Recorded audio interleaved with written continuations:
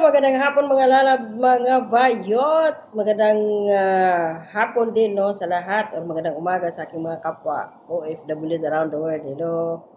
Mayong adlaw sa inyong tanan o magandang araw. Pag-uusapan natin si attorney or si dating Comelec chairman Rowena Guanzon. Isa din siyang abogada, di ba? Na ay nagwala daw sa Rockwell Mall, Makati. At sino ba ang kanyang kaaway doon? Ay isa di umanong Chinese national. So, panoorin muna natin itong video kung bakit siya nagwala at ano yung explanation kung bakit siya nagwala. Ito, sandali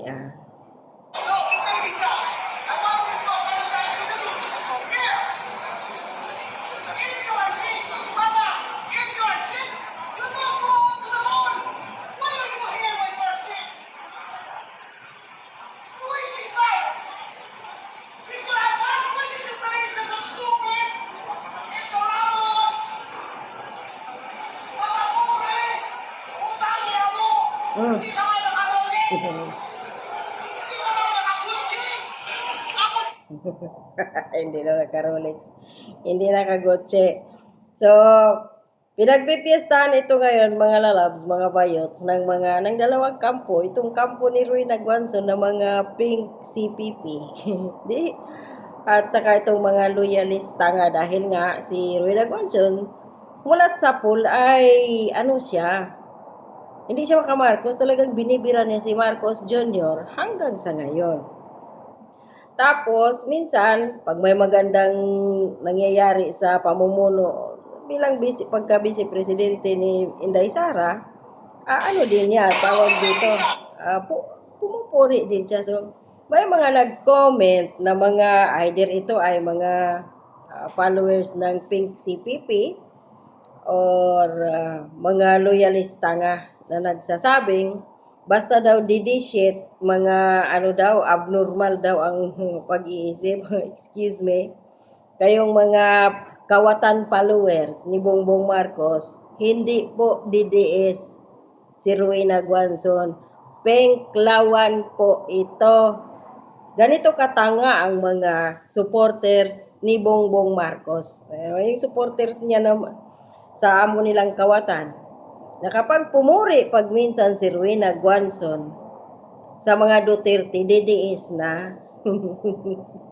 Former comment. At saka may qualification si Rowena Guanzon bago ninyo siyang bastusin o ano tawag dito, yung bang ibas o kung ano pa man, kailangan nakagutsi kayo. Kailangan meron kayong suot na damit, siguro Gucci, sapatos, or may relo kayong naka-Rolex. Yung pinakamahal na Gucci at relo. Ang kanyang qualification.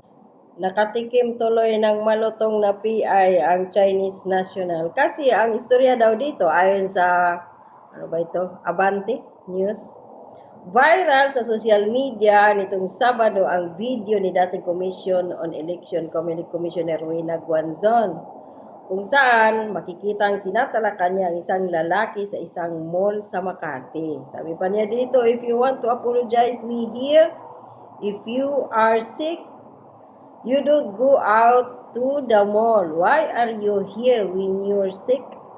Mata pobre. Kasi nga daw, sa pahayag ni Rowena Guanzon is kumain daw siya ng maanghang. Tapos, siguro, paglunok niya, sobrang anghang, napaubos siya.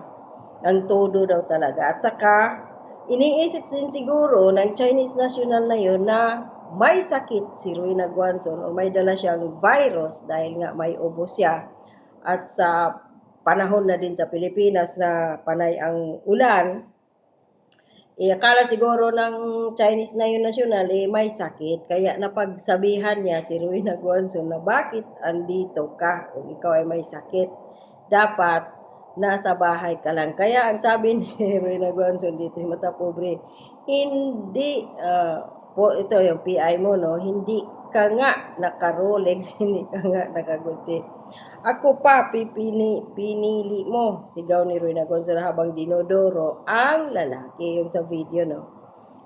So, sa isang post, Facebook post, ibinahagi ni Guanzon na sinabihan siya ng Chinese national na umalis sa mall matapos siyang umubo dahil sa Makati na lalamunan.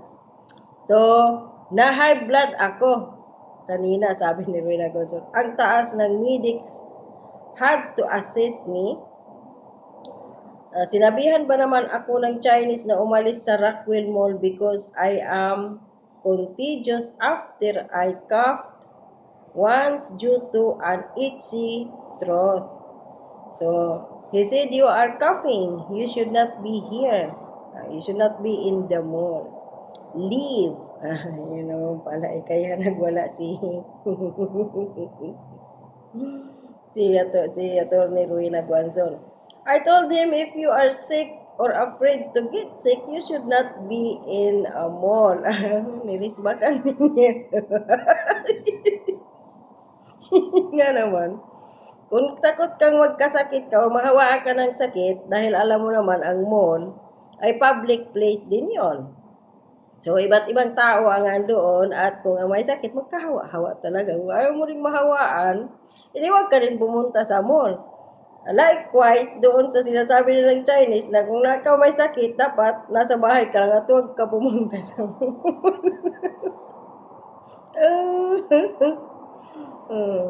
Sabi pa niya nagwanso dito, you have no right to tell me to leave. Yun lang naman ang mali ng ng Chinese na yun. Bakit mo utosan ay isang tao na umalis doon? Kung makautos parang amo ko siya. Matapobreng hindi naman mayaman. Pangalan niya Chong.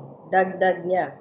So, nagsampa umano ng reklamo si Guanzon sa Makati Central Police Station. Humingi rin anya ng paumanhin ang asawa ng lalaki.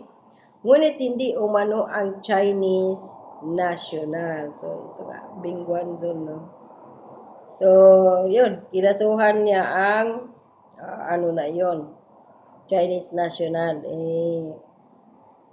So, sabi pa niya dito, nag-file ako ng complaint sa Makati Central Police Station. Ayun nga, ang asawa daw nag-apologize. Pero siya, hindi. Dinilatan pa ako.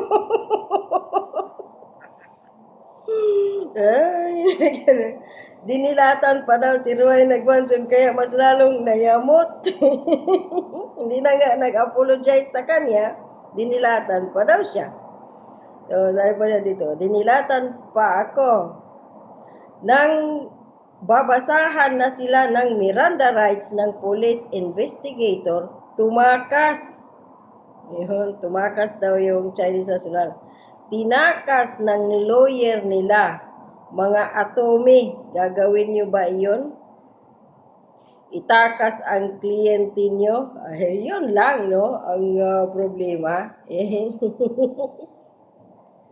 Siguro, may kaibigan to na mga makakaliwa, siguro. Kaya yun. At sino naman ang abogado na yun, no? Na itinakas ang kanyang kliyente. Ayaw ipaharap doon sa kanyang problema. Magkano ba ang bayad doon? So, nag-viral to rin si Atty. Rowena Gonzalo na. So, ulitin natin. Kapag kayo, balak ninyong bastusin si Rowena Gonzalo in a public place, kailangan ang relo ninyo, Rolex, yung pinakamahal. Kailangan damit ninyo, nakagutsi kayo. Kung hindi, shut up. Yun ang ibig sabihin ni Rowena Gonzalo. Nag-viral siya ngayon, no? At pinagpipiestahan siya ngayon ng mga makakaliwang pink CPP at mga loyalista nga. Tinawag pa siyang DDS. Ang bubo talaga ng mga ni Marcos, no? Mga supporters. Hindi naman ever since si Rowena Gonzalo DDS. Ulitin natin. Dilawan po yan sa liberal yan party si ni Rowena Gonzalo.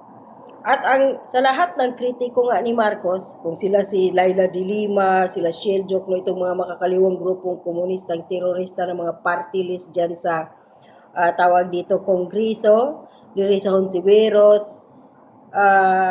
humihimod na ngayon silang lahat sa puwet ni Bongbong Marcos. Bukod tangi ngayon, Ay, tingnan mo si Kiko. Kung dati gusto niyang, nung pinalibing ni dating Pangulong Duterte ang boto ni Marcos Sr., anong sabi ni Kiko? Ipahukay niya, di ba? O ngayon, nasaan si Kiko? Uminom ng ihi ni Marcos Jr. Lumuhod. O ayan, nakipagsabwatan na si Kiko Pangilinan sa mga Marcos. O yun, nung eleksyon, ang nangyari? O nanalo siya pagka-senador dahil Martin Romualdez. Kanila si George Garcia. So dinaya nila ang senatorial election nung Mayo 12. O di ba? Lahat sila lumuhod kay Marcos Jr. Pero bukod tangi si Rowena Guanzon talaga, may paninindigan na ano siya talaga, kritiko ng Marcos. At hindi porket paminsan-minsan ay talagang ano siya sa mga Duterte, may nakita siyang mabuti na pinupuri niya, ididiis na siya mga tanga, hindi didiis si Rowena Guanzon. Ano yan siya? Talagang transparent lang siya talaga na pagkatao.